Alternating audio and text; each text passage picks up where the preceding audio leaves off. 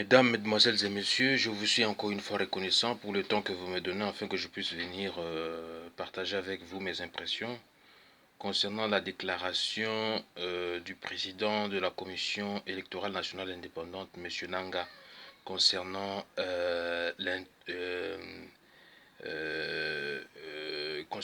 le plan qu'ils ont concernant le vote semi-électronique qui, pour moi, je vois que ça présage déjà des vastes fraudes électorales à grande échelle. Voilà pourquoi, en tout cas, je profite de cette occasion qui m'est offerte aujourd'hui pour sonner déjà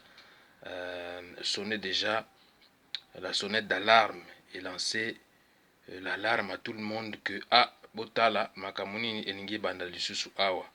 Donc boyeba yango makambo ya vote électronique oyo bazolinga kotia eza vraiment na litomba te, eza vraiment na sens te, parce que eza mpo na ngai nazomona ezoprésage baplan moko ya molili, baplan moko ya bien te.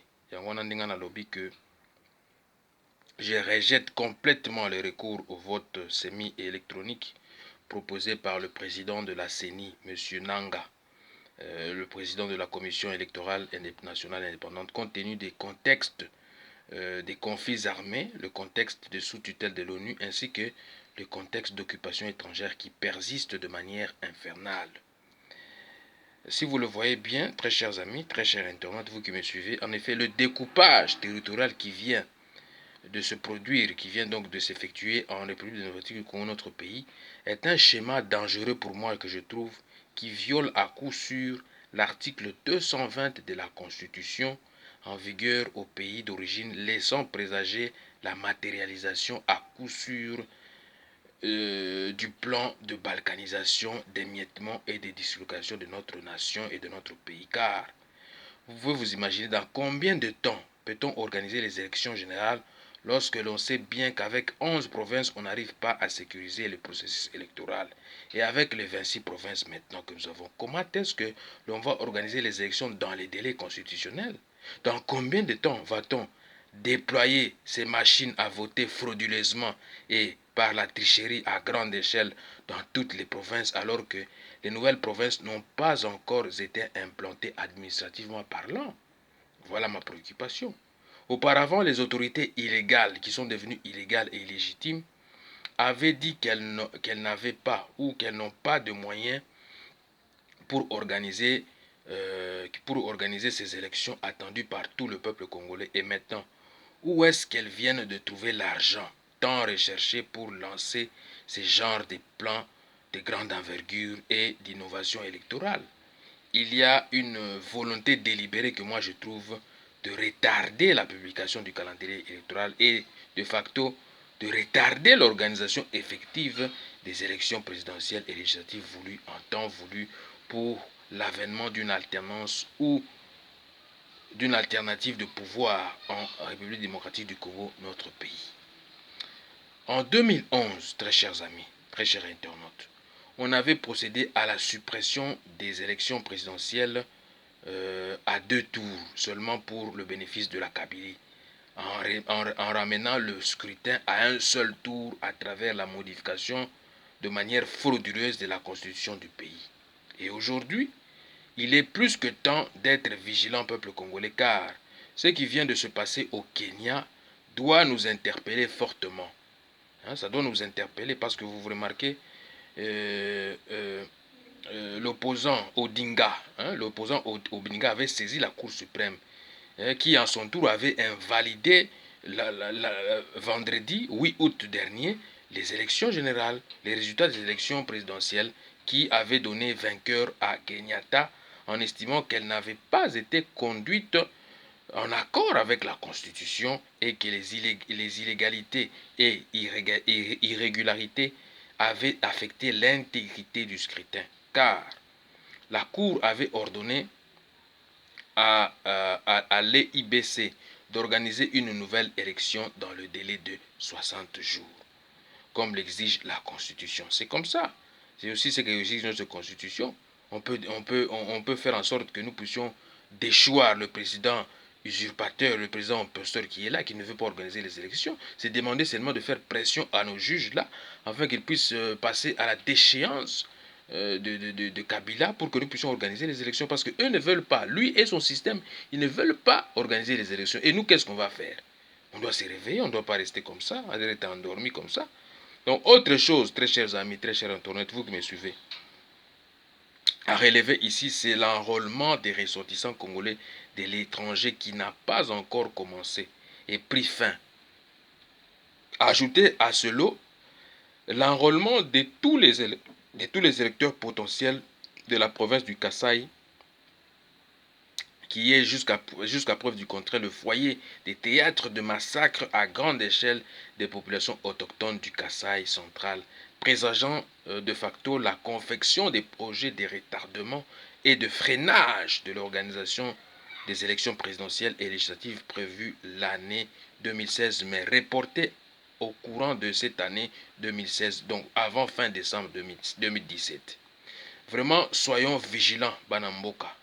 Makambo ezali minene eyemba Franco Luambo Makiado. Alors biso faut être vigilant. Parce que le danger de la balkanisation persiste car l'État congolais ne dispose pas encore des moyens consistants pour la création de nouveaux territoires, districts, etc., etc. Et vu l'immensité de la République démocratique du Congo, qui est un sous-continent, cela prendra peut-être 5 à 10 ans pour construire de nouvelles villes avec l'avènement d'une nouvelle capitale plus vaste que Kinshasa où serait transféré le siège de toutes les institutions du pays. Bref, en termes financiers, cela demanderait des montants énormes et colossaux comme 500 milliards de dollars. Donc, il faut que nous soyons conséquents, très chers amis. Moi, je vois que c'est comme s'il y a un piège, encore une fois.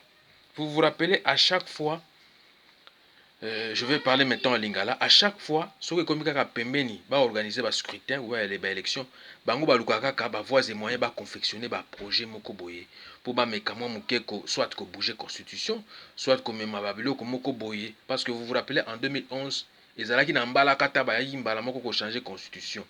Ba yi ko modifier constitution. Ba changer ngo elongo na 2 tours et comme na tour moko. Mais sikoyo ba eli biso sous na plan ya ba vote électronique. Alors que bah pareil wana nano komi opérationnel te à travers ba province o ya sikao ba uchocha sikoyo. Bon boye bisanga dans combien de temps? Dans quelle période? Bah pareil on est kozala déployer et koma opérationnel, bah ko sensibiliser ba officier, c'est-à-dire que bato yo ba travaillaka na seni wana bakoka ko former bango baye bandenge na ko utiliser ba machine wana. Donc pour moi, je trouve que ça ce sont des plans qui sont en train de confectionner tout simplement pour retarder l'organisation des élections générales, notamment des élections présidentielles et législatives, parce que la députation et les autres, ça suivra après, parce que les moyens ne sont pas consistants comme eux-mêmes ils sont en train d'évoquer. Voilà pourquoi moi j'interpelle la communauté internationale et j'interpelle les communs des mortels, les Congolais surtout, les ressortissants congolais éparpillés à travers le monde entier. Voilà, regardez un peu le plan qu'ils sont en train de confectionner. Ils ne veulent pas organiser les élections. Ça montre déjà que leur volonté, c'est délibéré de ne pas vouloir organiser les élections dans le temps, dans le délai imparti. Parce qu'ils avaient auparavant dit qu'il n'y a pas de moyens. Il n'y a pas de moyens et tout ça. Ils doivent lancer des appels de fonds un peu par-ci, par-là, par le FMI, et par l'Union européenne et tout ça. Mais le calendrier électoral n'est pas encore publié. Ça va être publié quand? Alors que lui-même, Nanga avait dit qu'à la fin du mois, il va publier le calendrier électoral. Mais jusque-là, ça n'a pas encore été publié. Donc, l'enrôlement aussi n'a pas encore commencé pour les ressortissants congolais de l'étranger.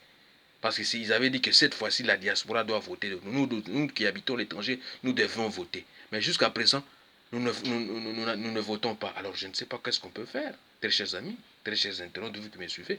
Voilà pourquoi j'interpelle le commun des mortels, les Congolais, surtout les patriotes, les compatriotes, partout que vous soyez. Regardez un peu le plan machiavélique qu'ils sont en train de confectionner et de monter en vue de pouvoir retarder ou de prolonger l'accord. Parce que tout doit être vraiment fait en accord avec l'accord qu'ils ont signé le 31 décembre 2016 dernier, l'accord de la Saint-Sylvestre.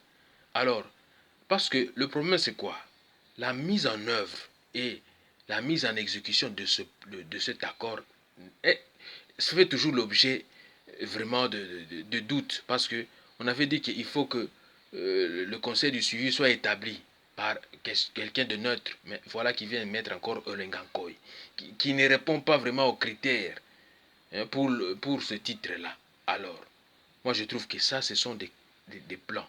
Ce sont des plans qui sont en train de confectionner pour retarder l'organisation des élections générales voulues, en temps voulu, selon l'accord de la Saint-Sylvestre, qui a prolongé le mandat de Kabila qui avait pris fin le 19 décembre 2016, qui a été prolongé d'une année.